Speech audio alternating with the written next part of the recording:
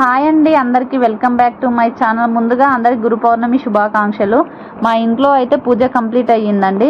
పూజ complete అవ్వగానే మా ఇంటికి దగ్గరలో ఉన్న బాబా టెంపుల్కి వెళ్దామన్నట్టు రెడీ అయ్యాము. మా అన్నయ్య కూతురు, మా ఇద్దరు పిల్లలు, మా వారు, నేను. కానీ వర్షం మాత్రం ఆగకుండా కొడుతూనే ఉందండి. ఈ వర్షం వాటర్ చూడండి ఎలా ఉన్నాయో. మొత్తానికైతే మా ఇంటికి దగ్గరలో ఉన్న బాబా టెంపుల్కి చేరుకున్నాము. కాళ్ళు కడుక్కుందాం అనేసి అందరం కాళ్ళు కడుక్కున్నాము. మా బుడ్డోడు కూడా కడుక్కున్నాడు. బాబా టెంపుల్ చూడండి ఎంత బాగుందో. ముందుగా గణేష్నికి నమస్కరించుకున్నాము.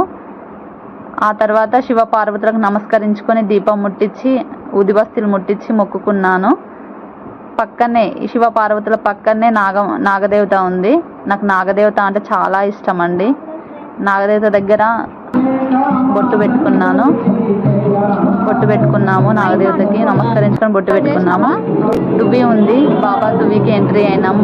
బాబా దువ్వి చుట్టూ 3 ప్రదక్షిణాలు చేసి అక్కడ బొట్టు పెట్టుకొని టెంపుల్ లోపలికి అయితే వెళ్ళినాము. టెంపుల్లో మాత్రం మామూలుగా లేరండి, పబ్లిక్ ఫుల్ రష్ ఉన్నారు.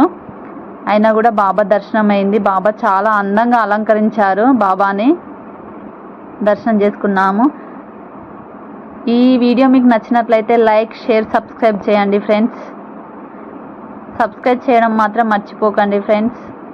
Bye friends.